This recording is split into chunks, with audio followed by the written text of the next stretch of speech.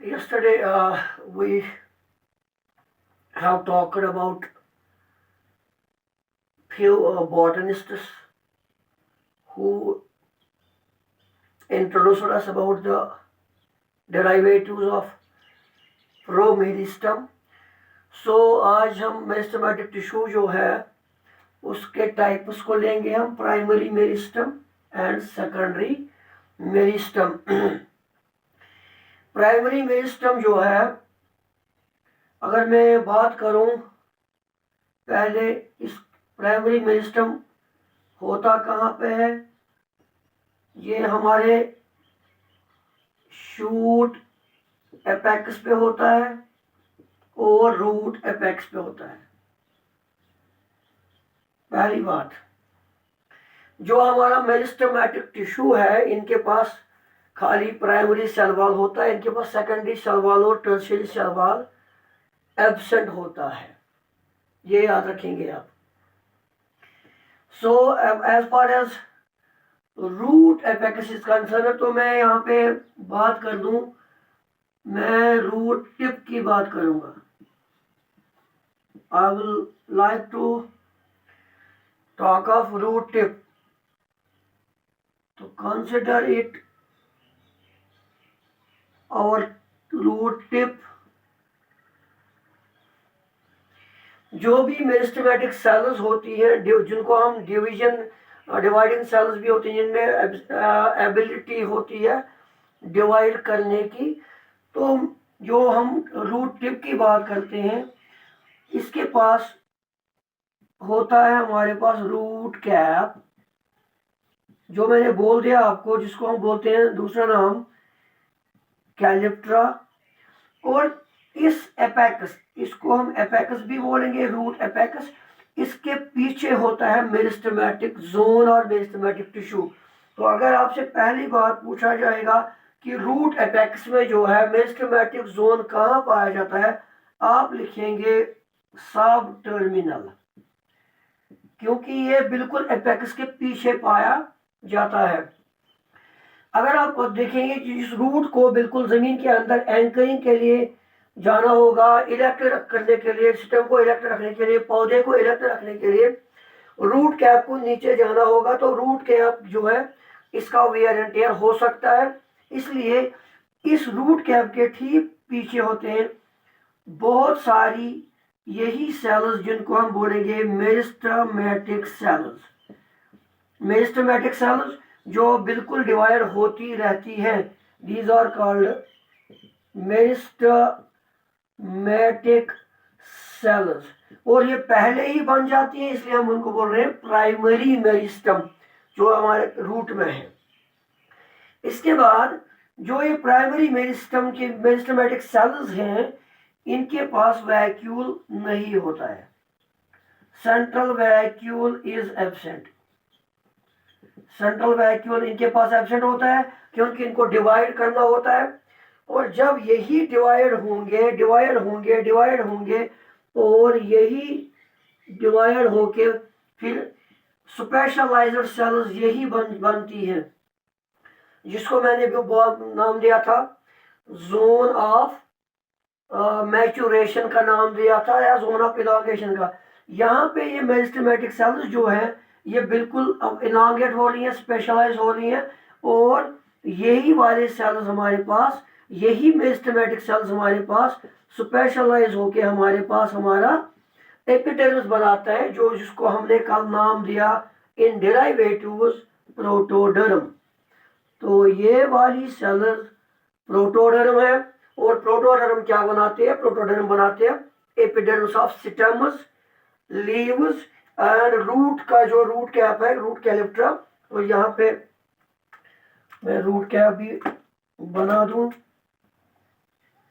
This region is our root cap, और root cap के बिल्कुल पीछे होता है मेरिस्टमेटिक टिश्यू, जिसको हम बोलेंगे सब टर्मिनल पे होते हैं यही सेल्स। फिर जब यही सेल्स स्पेशलाइज हो जाते हैं, तो इनके पास अब इलांगेट होना शुरू कर देते हैं, तो इनके पास वैक्यूल आता है, टिपिकल वैक्यूल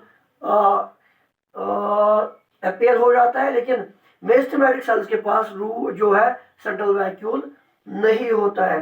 तो इस तरह जो है जब ये रूट कैप खत्म होती है तो ये मेरिस्टेमेटिक सेल्स फिर से डिवाइड होके ये रूट कैप को फिर से रिपेयर कर सकते हैं। तो इसलिए हम बोलेंगे इनको मेरिस्टेमेटिक, क्योंकि ये हमेशा डिवाइडिंग होते हैं।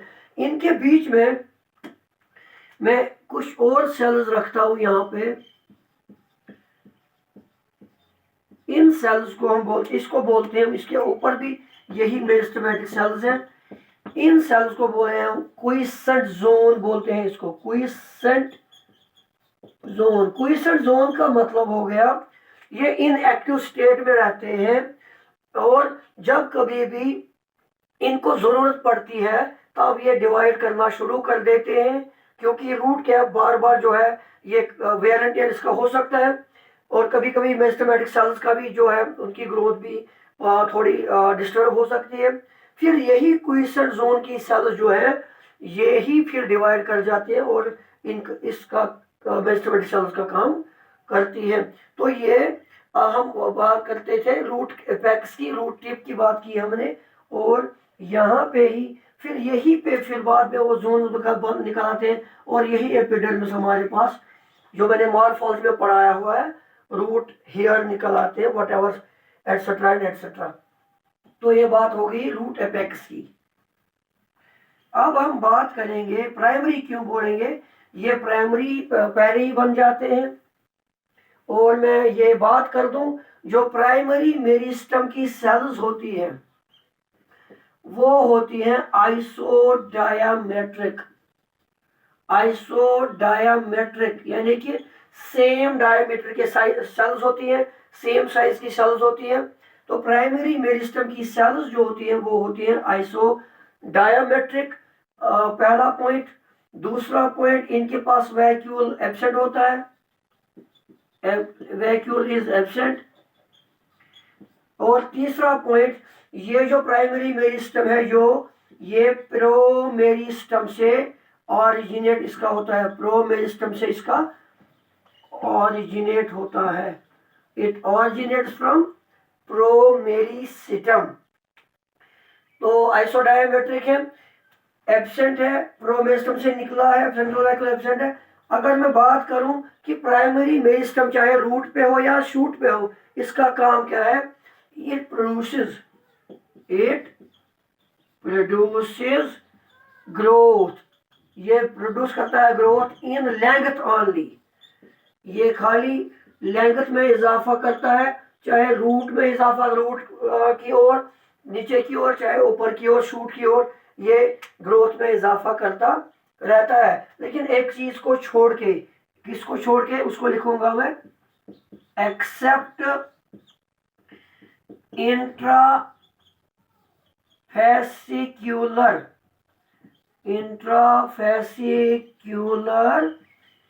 कैम्बियम। इसको व्हाट इज इंट्राफेसिक्यूलर कैम्बियम, जो डाइकॉट्स होते हैं, समझ लेना, डाइकॉट जो होते हैं उनके पास में जो जाइलम होता है और फ्लोएम होता है, प्राइमरी फ्लोएम और प्राइमरी जाइलम, इनको जो सेपरेट करने वाला है एक कैम्बियम, उसी को इंट्राफेसिक्यूलर कैम्बियम कहते हैं। Intrafascicular cambium is that cambium which separates primary phloem from primary xylem in the dicot stems।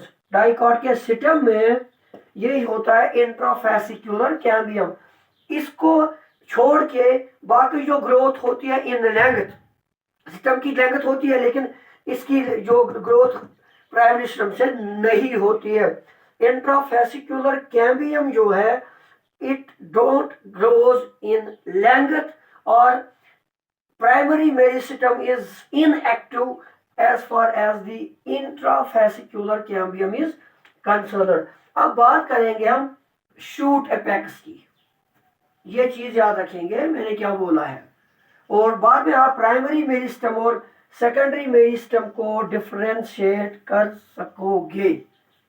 Now अगर मैं शूट की बात करूंगा, एपाइकल मेरिस्टम की बात करूंगा। शूट पे या रूट पे, दोनों पे ये एपाइकल मेरिस्टम होते हैं। एपाइकल एपाइकल मेरिस्टम जो है या शूट जो है वो प्लूम्यूल से निकलता है, रूट जो निकला वो तो रेडिकल से निकला। मान लीजिए ये हमारे पास प्लूम्यूल है तो इसके पास बहुत सारी मेरिस्टेमेटिक और एपाइकल मेरिस्टम होगा। फिर क्या होता है, इसको मैं ले जाऊंगा आगे। यही मेरिस्टेमेटिक सेल्स जो है ये क्या काम करती है, एक सेल डिवाइड होके एक परमानेंट सेल बनाती है। ये वाली सेल एपाइकल मेरिस्टम की परमानेंट सेल बनाती है। फिर से मैं दूंगा, ये जितने भी मेरिस्टेमेटिक सेल्स हैं वो डिवाइड होके परमानेंट सेल्स बनाती हैं, जो हमारा ग्राउंड टिश्यू को फिल करेंगे और नतीजा निकलता है प्राइमरी जो हमारे पास एपाइकल मेरिस्टम है या मेरिस्टेमेटिक सेल्स है वो डिवाइड होके परमानेंट सेल्स बनाते हैं। यहाँ पे एक क्वेश्चन आएगा आपके नीट में कि आप बताएंगे कि मेरिस्टेमेटिक सेल्स को कितनी बार डिवाइड होना पड़ेगा ताकि वो 128 परमानेंट सेल्स बना सके। याद रखना, यहाँ पे वो बाइनरी फ्यूजन वाला सिस्टम नहीं है कि एक सेल डिवाइड होके 2 बनाएगी, 2 डिवाइड होके 4 बनाएगी, या 4 डिवाइड होके 8 बनाएगी, 8 डिवाइड होके 16 बनाएगी, 16 डिवाइड होके 64 बनाएगी, 64 डिवाइड होके 128 बनाएगी। यहाँ पे ऐसा नहीं है। यहाँ पे क्या है, यहाँ पे समझ लीजिएगा, ये एक मेरिस्टेमेटिक सेल है। ये जब ये डिवाइड होगी इसने अपने आप को रिटेन किया और हमारे पास एक परमानेंट सेल आ गई। फिर यही रह जाती है, ये डिवाइड होके हमारे पास फिर से एक परमानेंट सेल बनती है। ये फिर से डिवाइड होके ये हमारे पास फिर से एक परमानेंट सेल बन रही है। तो यहाँ पे फिर से हम देखेंगे ये रिटेन होके ये फिर से एक परमानेंट सेल बनाती है। तो यहाँ पे देखेंगे 1 2 3 4 4 परमानेंट सेल्स बन गई, लेकिन डिवीजन कितनी बार हो गया, 1 2 एंड 3, 3 बार मेरिस्टेमेटिक सेल ने डिवाइड किया और 4 परमानेंट सेल इसने बनाए। तो यहाँ पे क्या करेंगे आप, 128 जो है 128 परमानेंट सेल्स कब बनेंगी, यानी कि यहाँ लिखा 3 मेरिस्टेमेटिक सेल्स बनाते हैं 4 परमानेंट सेल्स, क्योंकि यहाँ पे इसको बहुत सारी सेल्स डिवाइड होंगी, इनको ज्यादा डिवाइड होना है, इनको 2 ही बार डिवाइड होना है, इनको 3 बार डिवाइड होना पड़ता है, बार बार डिवाइड होना पड़ता है ताकि जो प्लांट है उसकी ग्रोथ हो सके। तो यहाँ पे अगर हम लेंगे हमें 5 मेरिस्टेमेटिक सेल परमानेंट सेल चाहिए तो 4 बार मेरिस्टेमेटिक सेल्स डिवाइड करेंगे। इसी तरह 128 जो है कब बनेगी, जब हम 127 टाइम्स मेरिस्टेमेटिक सेल्स को डिवाइड करेंगे तभी बनेंगे इतने हमारे पास परमानेंट सेल्स। तो ये फर्क है, यहाँ पे ये ऐसा नहीं है कि एक डिवाइड होके 2 बनाएगी, 2 डिवाइड होके 4 बनाएगी, ऐसा नहीं होता है, क्योंकि एक पुरानी सेल रहती है, एक पुरानी सेल वही रहती है और नए नए डिवाइड वो कर जाती है। तो इस तरह ये एक क्वेश्चन का आंसर आपको आएगा, एक आपको माइनस करना है। अगर 5 सेल्स परमानेंट सेल्स बनाने हैं तो 4 बार मेरिस्टेमेटिक सेल डिवाइड करेगी, 5 बनाने के लिए, 10 बनाने के लिए 9 बार डिवाइड करेगी, 50 बनाने के लिए 49 बार डिवाइड करेगी, 100 बनाने के लिए 99 बार मेरिस्टेमेटिक सेल डिवाइड करेगी। तो ये था एक क्वेश्चन जो आपके एग्जाम में आ सकता है। फिर क्या होता है, तीसरा पॉइंट, जब ये परमानेंट सेल्स बनती है जो हमारा ग्राउंड टिश्यू को फिल करते हैं, उसके बाद ये मेरिस्टेमेटिक सेल्स जो है ये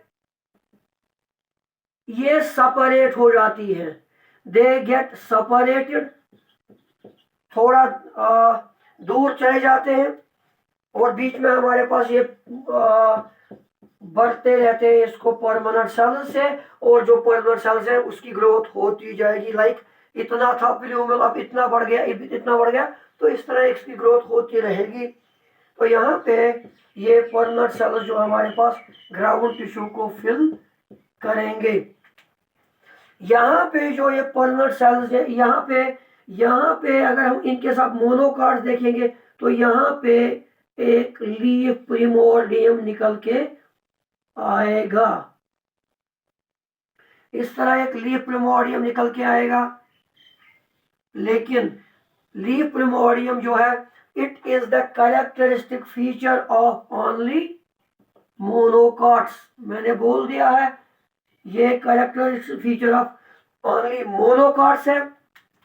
अगर हम बोलेंगे जो भी एनिमल्स, जानवर, शीप, बेर हम ग्रेजिंग के लिए लेते हैं, चरने के लिए लेते हैं, वो इस एपेक्स को खा जाते हैं, फिर क्या हो जाएगा, फिर तो इस ग्रास की, इस पौधे की ग्रोथ तो रुक जाएगी। लेकिन in case of monocots there is an intercalary meristem. तो यहाँ से यही मेरिस्टेमेटिक सेल्स जो सेपरेट होके आएंगी इस बेस पे, इस एक्सिस पे बनाएंगी इंटरकैलरी मेरिस्टेम, जो मोनोकॉट्स में सेल इलोंगेशन का काम करता है। वरना जब हम एपेक्स को, जहाँ जानवर एपेक्स को खाएंगे, बेड़ एपेक्स को खाएंगे, तो इसकी ग्रोथ बिल्कुल नहीं होगी। लेकिन जो भी ग्रासेस हैं, ग्रामिनीफेरा के प्लांट स्पीशीज हैं, उनकी ग्रोथ इंटरकैलरी मेरिस्टेम करता है। और अगर आपको मोनोकाट के बदले डाइकाट को देखना होगा तो यहाँ पे लीफ प्रिमोर्डियम के बदले होगा, यहाँ पे होगा बड।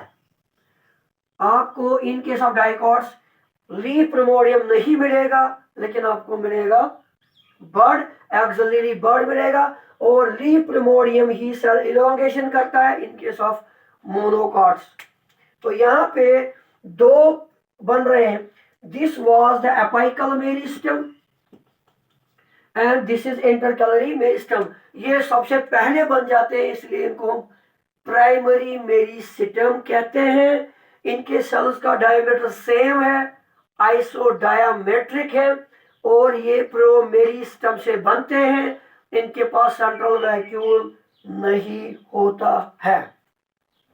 फिर क्या हो रहा है, जो हमारा ये परमानेंट सेल जो है, ये हमें सेकेंडरी मेरिस्टेम को हमारी मदद करते हैं ग्रो करने के लिए। जो सेकेंडरी मेरिस्टेम है जो है, ये लेटरल मेरिस्टेम कहलाता है। लेटरल मेरिस्टेम, लेटरल मेरिस्टेम क्योंकि ये बाद में बन जाता है, और ये बन जाता है फ्रॉम परमानेंट सेल्स। मैं फिर से अभी फर्क करा के दूंगा आपको। ये वाला जो है सेकेंडरी मेरिस्टेम बाद में बनता है और परमानेंट सेल्स से बनता है। लेकिन प्राइमरी मेरिस्टेम प्रोमेरिस्टेम से बनता है, सेकेंडरी मेरिस्टेम परमानेंट सेल्स से बनता है। और सेकेंडरी मेरिस्टेम जो है ये पौधे की ग्रोथ को बढ़ाएगा, पौधे की थिकनेस को बढ़ाएगा। तो आज के लिए इतना ही, मैं समझाऊंगा फिर से।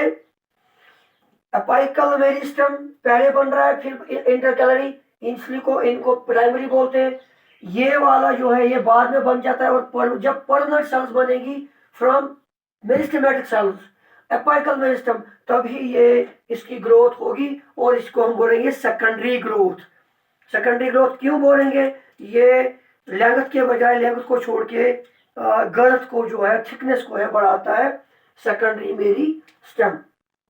अगर हम फर्क करना चाहेंगे in primary meristem and secondary meristem में, तो मैं आपको समझाऊंगा जो आपके बिल्कुल काम आएगा।